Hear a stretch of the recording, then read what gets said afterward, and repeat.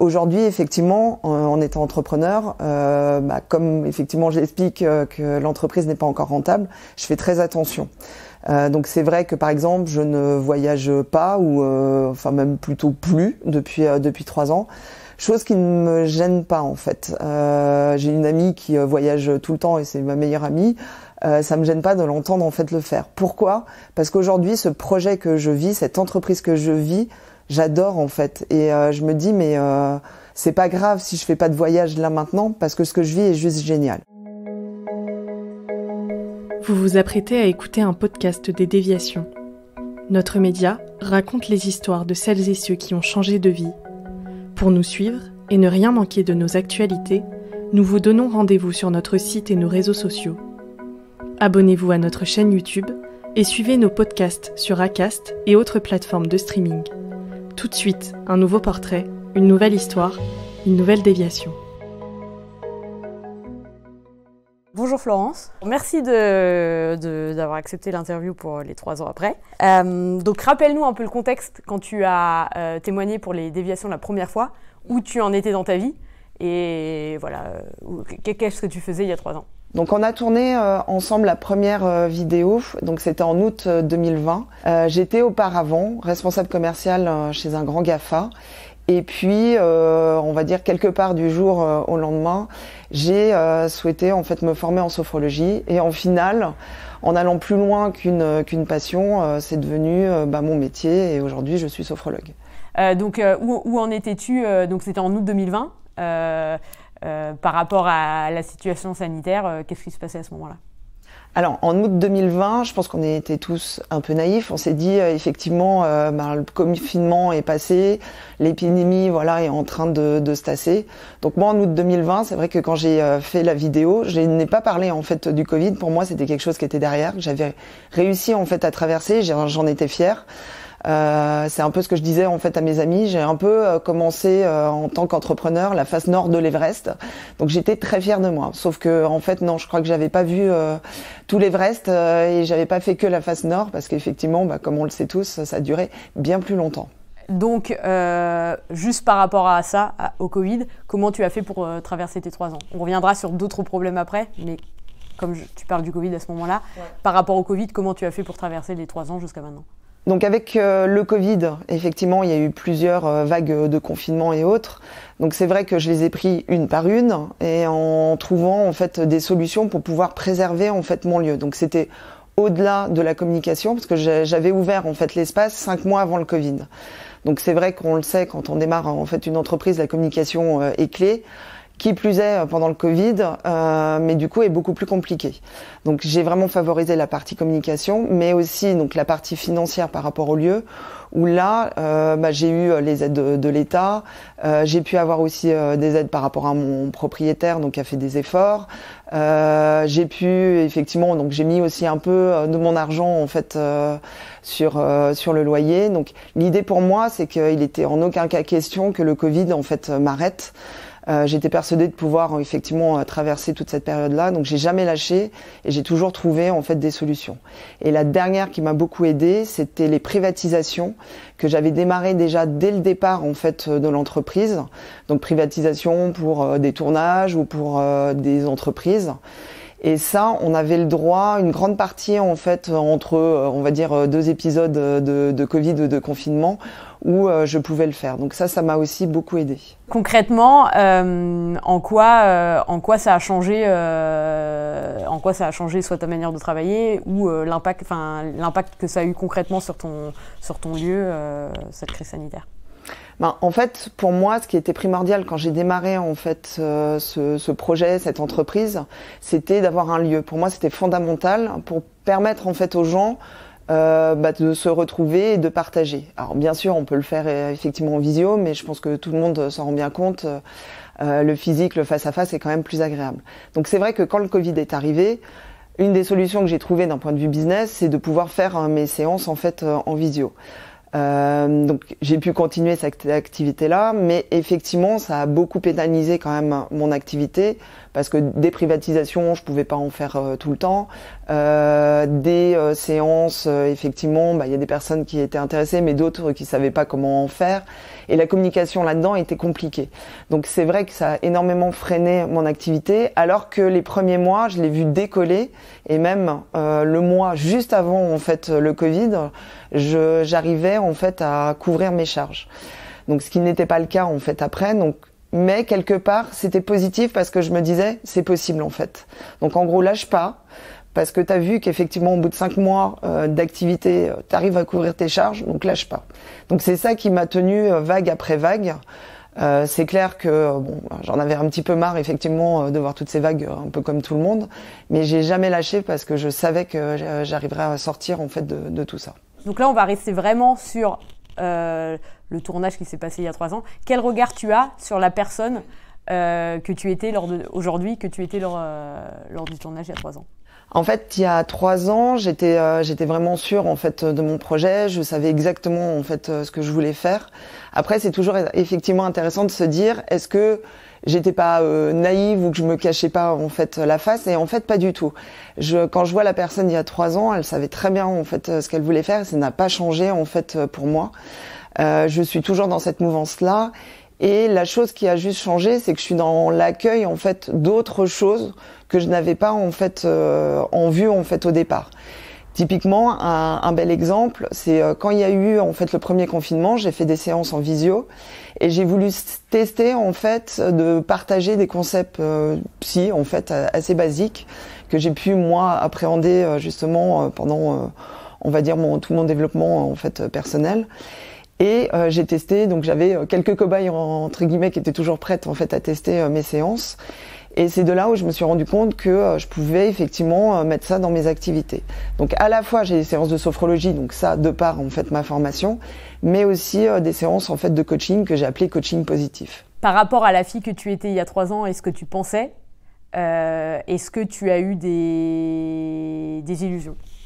En fait, ce que je vois de différent par rapport à l'époque et maintenant, on va dire post-Covid, c'est plutôt en fait la difficulté de faire venir en fait des gens. Donc il y a eu toute une époque où effectivement, on va dire pendant les 2-3 ans où c'était un petit peu compliqué. Et je vois par exemple des personnes qui venaient tout au début en fait des liens, qui viennent aujourd'hui que maintenant en fait. Donc il y a vraiment eu cette latence pour refaire venir des gens. Et je m'en rends compte aussi d'un point de vue communication, c'est pas si évident. Donc c'est vrai que je communique énormément sur les réseaux sociaux. J'ai une vitrine qui est quand même énorme, donc ça permet de faire venir des gens. Mais pour autant, c'est pas si simple en fait d'attirer des personnes. Donc le bouche à oreille commence à se faire. Donc là, effectivement, des personnes qui viennent déjà faire des séances et qui voient leur évolution. Mais c'est un vrai sujet en fait, la communication. Donc là, on va vraiment rester dans le premier tournage. Qu'est-ce que t'as apporté le premier tournage ? Alors le premier tournage m'a permis de rencontrer en fait des nouvelles personnes, des personnes qui ont pu visionner, qui se sont retrouvées sur quand j'expliquais Madame Parfaite. Donc j'en ai eu plein de Madame Parfaite et de Monsieur Parfait qui sont venus et qui ont adoré en se disant bon bah ok, t'étais Madame Parfaite, moi ça me plairait comme toi de changer et de plus chercher en fait à plaire à tout le monde. Donc ça c'était assez amusant et il y a eu plusieurs personnes et encore récemment en fait. Donc je vois que la vidéo qui a été tournée il y a 3 ans, il y a encore des gens qui la découvrent. Donc maintenant on va passer à ta vie d'avant. Donc on élude le Covid. Donc raconte-nous au niveau des 3 ans, au niveau de ton activité, qu'est-ce qui s'est passé dans les 3 ans, qu'est-ce qui a évolué dans les 3 ans? Alors par rapport à mon activité depuis, je recommence. Par rapport à mon activité là depuis 3 ans, il y a des choses effectivement qui ont évolué. Au démarrage, l'idée c'était de pouvoir proposer en fait des séances de sophrologie, de yoga, de méditation, etc. Ça c'est toujours actif, mais effectivement maintenant il y a les activités de coaching qui sont en plus. Il y a aussi l'éveil en fait à la spiritualité. On en parle beaucoup en fait en ce moment. Donc l'idée c'est de pouvoir partager en fait des choses assez simples et de se dire est-ce que la spiritualité ça me parle ou ça me parle pas. Et puis, il y a également autre chose, donc les privatisations, donc ça j'en parlais déjà, c'est une activité qui pour moi était secondaire. En fait, plus j'ai avancé, plus il y a de privatisation et pour moi c'est aussi une activité principale. Pourquoi ? Parce qu'en fait j'adore faire ça. J'adore l'événementiel, j'adore recevoir des sociétés pour faire des tournages. Bon là je suis de l'autre côté cette fois. Aussi des entreprises pour faire des séminaires et j'adore accueillir. Donc finalement pour moi c'est une activité principale. Et on va dire la dernière cerise sur le gâteau, c'est un club que j'ai ouvert qui s'appelle le Club des entrepreneurs épanouis. Et finalement, c'est là où je trouve ça dingue. Je l'ai ouvert en fait le 1er mai 2023, donc c'est pour faire un pied de nez bien sûr à la fête du travail. Mais l'idée c'est que c'est vraiment la synthèse de tout ce que j'ai fait jusqu'à présent. Pourquoi ? Parce que ce club, il est là pour apprendre en fait à chaque personne à être épanouie avant même la réussite en fait de son entreprise. Parce qu'à la rigueur, c'est facile d'être épanoui et, quand on a réussi. Avant, c'est beaucoup plus compliqué. Et pourquoi je dis c'est la synthèse de tout ce que j'ai fait ? Parce que d'un côté, il va y avoir des séances de sophrologie, de coaching pour justement apprendre à être épanoui. Et puis, va y avoir des petits déjeuners, des happy hours, des déjeuners, etc. Plein d'activités que je fais dans le cadre des privatisations. Donc finalement, c'est toute une somme d'activités que je fais aujourd'hui de manière en fait très séparée et qui se rejoignent dans le club. Donc l'idée, c'est que le club, en gros, c'est la seconde maison en fait des entrepreneurs. Et pour toi personnellement, à l'intérieur, comment tu as évolué depuis 2020 ? En fait, depuis le démarrage et depuis qu'on s'est vu effectivement pour la première vidéo, en fait, une des choses qui a toujours été en toile de fond, c'est qu'en fait, j'ai zéro stress, zéro angoisse. Je m'en suis rendu compte en fait le premier jour du confinement. Ça, je l'avais pas partagé lors de la première vidéo, mais en gros, j'avais tous mes amis, ma famille qui m'appelaient parce que premier jour où j'étais complètement fermée, en fait, l'espace était fermé. Et en fait, ils me demandaient tous, mais t'es pas stressée, t'es pas angoissée, etc. Et en fait, je leur disais, mais pas du tout. Je lui dis, et la première fois qu'on me l'a dit, je me suis vraiment posé la question parce que je me suis dit, mais t'es naïve ou tu t'en rends pas compte, il y a un problème. Et en fait, non, j'avais zéro stress. Et les gens m'appelaient, voilà, sur les 2-3 jours qui venaient, zéro stress. Donc ça, c'est là où je me suis dit, la sophrologie a vraiment bien marché sur moi. Donc ça, c'était chouette. C'est ce qui m'a aussi porté. Et finalement, pendant ces 3 ans, à avoir pas la petite machine, on va dire, dans la tête qui tourne, à avoir peur du futur, et bien au contraire, à être vraiment dans l'instant présent et à mettre en place plein de choses créatives, etc. Et l'autre chose que j'ai vue, qui s'est mis en place aussi pendant ces 3 ans, c'est que je me suis beaucoup plus ouverte. C'est-à-dire que ouverte par rapport à moi, pas par rapport aux personnes, mais c'est que j'avais accueilli le côté, maintenant je suis sophrologue, après j'ai accueilli le côté, je suis coach, et ensuite j'ai vraiment ouvert sur le côté spiritualité. Le côté spiritualité, donc c'est propre à chacun, est-ce que ça parle pas, c'est un peu comme effectivement les religions, et je partage aussi cette partie-là qui m'a beaucoup aidée en fait dans mon épanouissement en fait personnel, professionnel, de me sentir bien en gros dans mes baskets. Est-ce que tu penses que du coup tu n'as aucun stress parce que finalement tu es à ta place ? Alors effectivement, j'ai pas de stress parce que oui, alors au-delà d'avoir travaillé sur moi, c'est clair que je serais dans un métier qui me correspond pas, je serais pas bien. Je serais peut-être pas stressée, mais je serais pas bien. Aujourd'hui, j'ai jamais été autant épanouie de ma vie parce qu'en fait, je fais vraiment ce qui est en moi, ce qui résonne en moi. Et j'ai pas tant d'efforts à faire. C'est-à-dire que faire les séances de sophrologie, d'aider en fait la personne en face de moi à se sentir mieux, à partager moi mon propre parcours, j'adore et ça me prend pas d'énergie, bien au contraire. Les privatisations où j'accueille les personnes, j'ai un petit côté maman, mais j'adore ça en fait, les accueillir et être aux petits soins, les chouchouter. Mais j'adore ça en fait. Donc je ne fais pas d'efforts, je ne suis pas sous contrainte. Et c'est juste génial, quoi. Le côté perfectionniste que t'avais déjà travaillé lors de notre première vidéo, qu'en est-il aujourd'hui ? Est-ce qu'il est revenu ? Est-ce qu'il est complètement sourd ? Ou est-ce que des fois tu le vois réapparaître un petit peu ? Alors c'est vrai que Madame Parfaite, effectivement, elle a œuvré pendant des années et des années, qu'on soit clair. En fait, ça, je l'ai vraiment perdu dans mon activité où je cherche pas en fait à plaire à tout prix, que l'espace soit parfait, donc ça effectivement ça a été mis en sommeil. Mais le truc que je me suis rendu compte, c'est que j'ai voulu continuer en fait à travailler sur moi Et à un moment donné, je me suis dit, mais est-ce que t'es pas en train de chercher à être parfaite dans le développement personnel? C'est-à-dire que du coup, j'ai plus d'émotions négatives, plus rien, tout est parfait, ma vie roule, etc. Et à un moment donné, je me suis dit, mais qu'est-ce que t'es en train de faire? C'est juste n'importe quoi.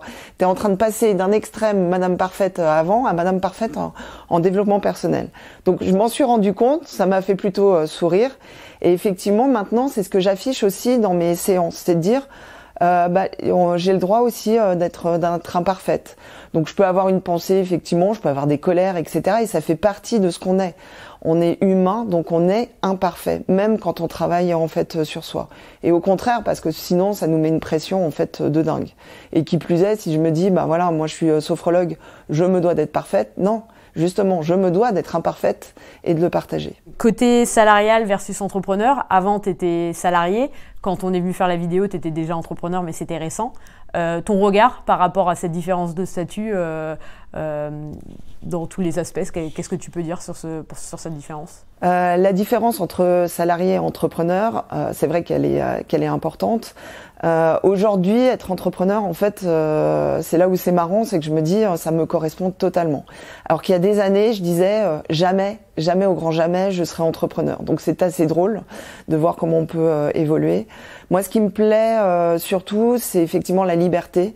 Je peux faire mes horaires tel que je le souhaite. Si je décide de bosser un dimanche, si je décide de pas bosser un matin, voilà, je fais vraiment ce que je veux et j'adapte par rapport à moi, mon propre rythme biologique.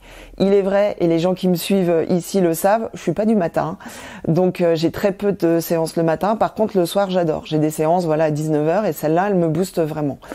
Donc effectivement, il y a cette partie liberté. Est-ce que tu as senti que déjà à l'époque, le côté administratif, pour ouvrir quelque chose, il y a quand même plein de choses. Pour suivre son lieu, il y a quand même plein d'aspects administratifs. Est-ce que ça tu le vis comme un problème ou alors tu l'accueilles en toute ouverture? En fait, effectivement, en étant entrepreneur et surtout en étant seul, on a toutes les activités effectivement à gérer. Donc c'est à la fois le ménage de l'espace, comme effectivement toute la préparation comptable, etc. Ce que j'ai fait à un moment donné, j'ai repris ma casquette de sophrologue, mais pour moi, et du coup je me suis dit, ok, les trucs qui me saoulent, c'est comment je le vois en fait différemment. Par exemple, toute la préparation comptable, c'est pas un truc qui m'amuse. Pourtant, je suis quelqu'un de carré, structuré, mais il y a zéro créativité là-dedans. Donc c'est vrai que ça me saoulait. Du coup, je me suis mise en fait en mode compète, c'est-à-dire que je me dis, je dois le faire tous les mois. Je le fais en maximum 1 heure en fait. Et donc du coup, je me mets vraiment presque comme un chrono, mais plus sur le côté amusement en fait. J'essaie de trouver le côté un peu enfantin. Je fais la même chose à un titre perso, par exemple pour les courses. Les courses, je déteste les faire, donc je me mets en mode chrono pour les faire.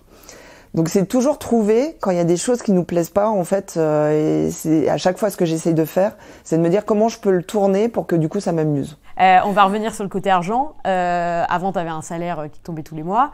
Tu es devenu entrepreneur, donc forcément, les choses changent. Comment tu vis cet aspect-là aujourd'hui? Et est-ce que ton activité aujourd'hui est rentable? Alors aujourd'hui, oui, effectivement, sur le plan financier, c'est un vrai sujet quand on se met effectivement à son compte. Moi, ça a été la première difficulté et qui aurait pu me faire ne pas démarrer en fait. Toutes les banques me disaient super, effectivement, mon projet, mais en final, j'avais pas de go parce que j'avais 2 écueils. Le premier, c'est que c'était la première fois que j'étais entrepreneur, et le deuxième sujet, c'était la première fois que je rentrais dans une activité de développement personnel. Comme auparavant, j'étais dans l'informatique. Donc, du coup, je me suis dit, ok, est-ce que je démarre quand même? Et à ce moment-là, avec l'argent que j'avais de côté. Donc ça a été le premier go que je me suis fait. Je me suis dit, oui, je sais que ça va fonctionner, donc on y va. Ensuite, effectivement, il y a eu toute la partie Covid, où là, ça a été compliqué parce qu'il fallait aller chercher de l'argent. J'avais la chance encore d'avoir Pôle emploi pendant effectivement ces 2 ans. Mais pour moi, ces 2 ans devaient me permettre en fait de faire décoller mon activité. Et pendant 2 ans, avec le Covid, bien sûr, ça a plus végété. Donc c'est plutôt après ces 2 ans, donc on va dire depuis 1 an, où là, c'est beaucoup plus compliqué. Donc je continue à trouver des solutions un peu à gauche à droite, d'avoir il y a les privatisations, il y a des aides, il y a encore des choses. Mais c'est vrai que l'aspect financier est encore compliqué parce que l'entreprise n'est pas encore rentable. Mais je reste effectivement confiante. Je souhaite que effectivement l'activité fonctionne. Après, si à un moment donné, ça s'arrête, bah ça s'arrêtera. Mais en tout cas, ce que je fais, c'est que là, à l'heure d'aujourd'hui, je profite en fait de chaque instant.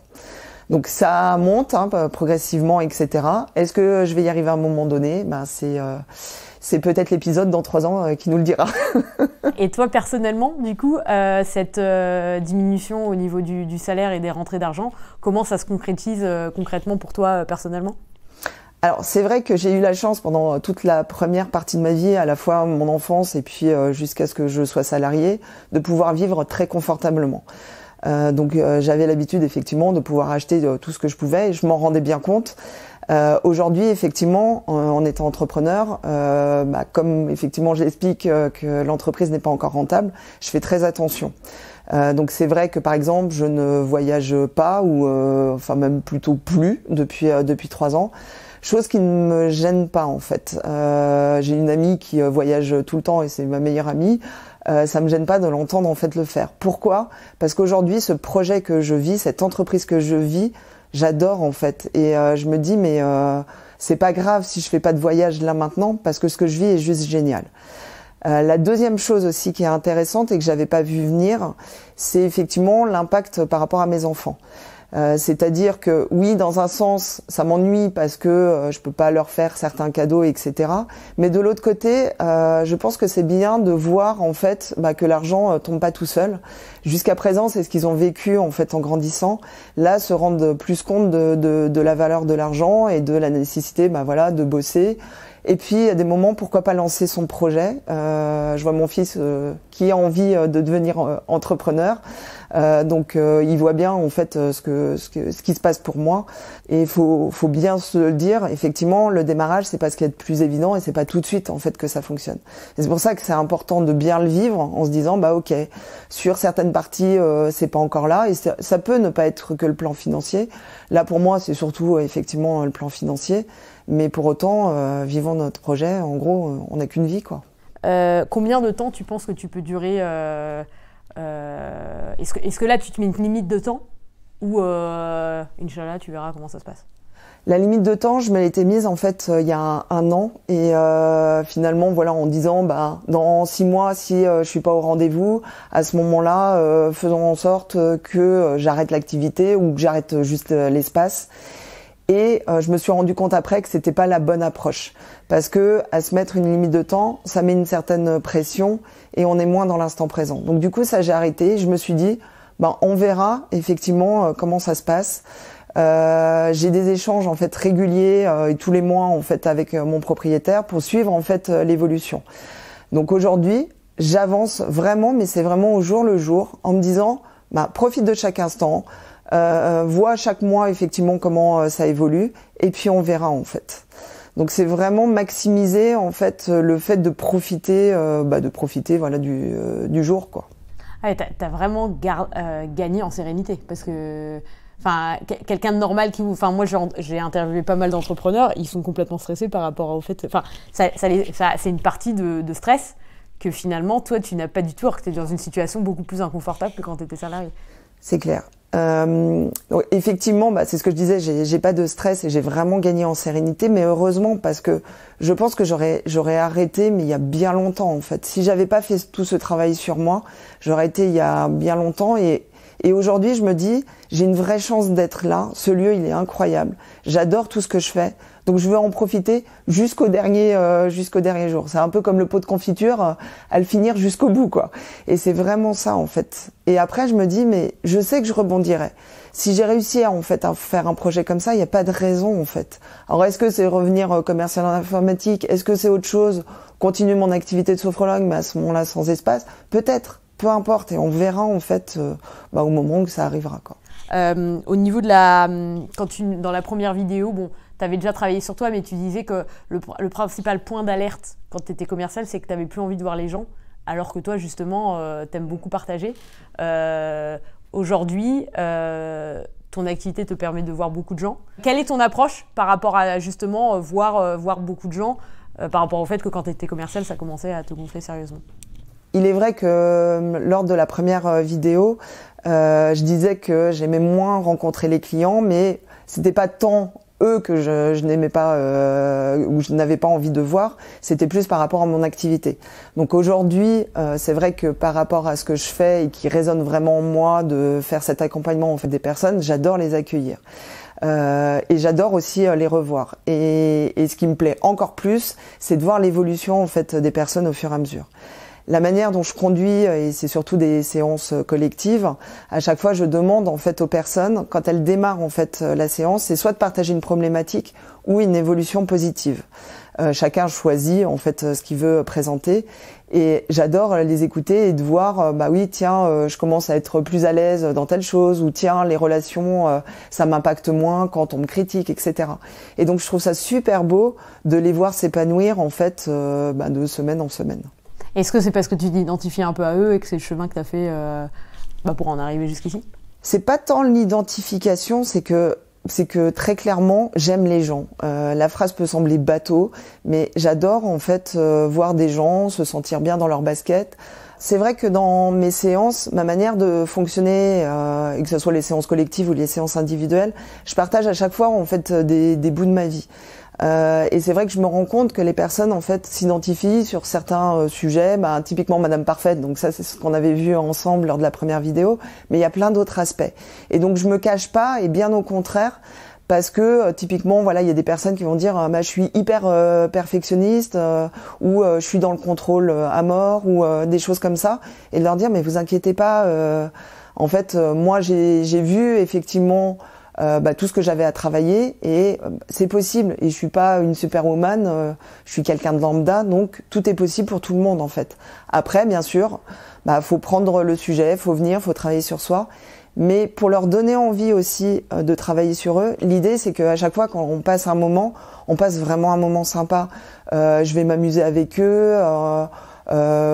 Puis même s'ils rigolent pas, ils passent vraiment un bon moment parce que si on travaille sous la contrainte, ça marche pas en fait. Est-ce que le nom de cette activité, c'est les liens, est-ce que ce nom résonne toujours autant au bout de 3 ans? J'imagine que tu l'avais trouvé un peu avant. Est-ce qu'aujourd'hui, il porte toujours bien son nom? Alors effectivement, les liens, c'est une vraie histoire en fait sur le nom. Donc il a été compliqué effectivement à trouver, comme de toute façon pour toute entreprise, de trouver le nom qui résonne. Mais là, ce que je me suis rendu compte, c'est que ce nom, il dépasse tout ce que je pensais en fait. C'est-à-dire qu'au départ, les liens, l'objectif, c'était de travailler la relation à soi et la relation aux autres. Donc c'est de ce travail en fait de développement personnel. Sauf qu'en final, ça va beaucoup plus loin. C'est-à-dire que par exemple, dans les séances collectives, il y a des amitiés qui se sont créées. C'est juste dingue. Et des personnes qui m'aiment pour aller plus loin. J'ai un atelier où je travaille par exemple avec un jeu de cartes et j'ai su qu'il y en avait certains qui avaient acheté en fait le jeu de cartes et qui se retrouvent pour le faire ensemble. Donc je trouve ça super drôle, ça a créé des amitiés de dingue. Il y a des personnes qui des fois viennent, me cachent qu'il y en a une parce qu'elle est partie par exemple à l'étranger pendant 1 an. Elle vient du coup à la séance mais elle s'est pas inscrite parce que je les vois tous en fait, les gens qui s'inscrivent me font une surprise. Enfin, il y a des liens qui sont absolument dingues, ou même des gens qui ont commencé à bosser ensemble. Les liens, quoi. Enfin, le nom est tellement juste en fait aujourd'hui, et j'avais pas compris en fait jusqu'où ça pouvait aller. Alors, donc là, on arrive à la fin. Est-ce que tu as des regrets par rapport à ta vie d'avant? Quand on est venu tourner, est-ce qu'il y a des choses que tu as mûries 3 ans après, que tu regrettes de ta vie d'avant, ou pas du tout? Alors, j'ai pas de regrets par rapport effectivement à mes vies d'avant. C'est vrai que j'ai vécu pendant 20 ans en étant commercial dans l'informatique. Donc j'ai adoré toute cette période-là. Pour moi, c'est vraiment une page en fait qui s'est terminée.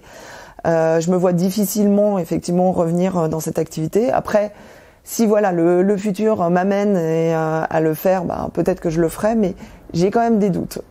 Quels sont tes prochains objectifs? Mes projets, donc le premier, c'est effectivement de pouvoir rentabiliser cet espace pour ensuite pouvoir ouvrir en fait un deuxième espace dans Paris. L'idée, c'est d'en avoir 2 qui permettent effectivement de créer un bon maillage en fait dans tout Paris, que les personnes puissent venir en fait dans l'espace. Après, mon deuxième souhait, il est déjà en fait écrit, c'est de pouvoir construire en fait une application mobile pour les personnes qui soit ne peuvent pas venir en fait au lien, soit qui veulent aussi pouvoir faire des séances en fait de chez eux. Donc tout est fait. J'ai dessiné en fait un téléphone iPhone et puis dedans j'ai tout dessiné. Donc tout est prêt. Je sais exactement comment le faire. Maintenant voilà, c'est dans les cartons, donc ça démarrera quand ça devra. Et enfin, comment tu vois le futur? Comment tu vois ta vie future dans 5 ans? Comment je me vois dans 5 ans? Je me vois toujours dans cet espace. Pour moi, Paris, j'adore. J'adore ce lieu. J'ai encore plein de choses à apprendre, je pense, d'un point de vue entrepreneuriat. Et puis, c'est de pouvoir effectivement aussi profiter de ce deuxième espace du coup qui sera mis en place, de cette application mobile qui sera toujours à développer. Et puis toujours d'être dans l'accueil en fait peut-être de nouvelles choses. Il y a une nouvelle chose aussi que je fais et dont j'ai pas parlé jusqu'à présent, c'est que j'anime des ateliers en fait pour des personnes qui passent à la retraite. Donc ça c'est une activité que je fais depuis 1 an et demi. Jamais j'avais imaginé en fait pouvoir faire des séances comme celle-ci. Et je fonctionne donc avec un partenaire en fait sur ce sujet et j'adore parce que c'est aussi un changement de vie en fait. C'est un peu comme passer de salarié entrepreneur, passer à la retraite, voilà, c'est un vrai changement de vie. Après bien sûr, il y a des différences, mais c'est aussi comment je suis épanouie dans cette nouvelle phase de vie.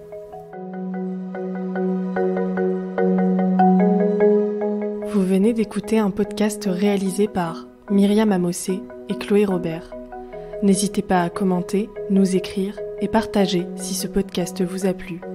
Notre média, vous pouvez le retrouver sur lesdéviations.fr, Facebook, Instagram, LinkedIn, TikTok et YouTube.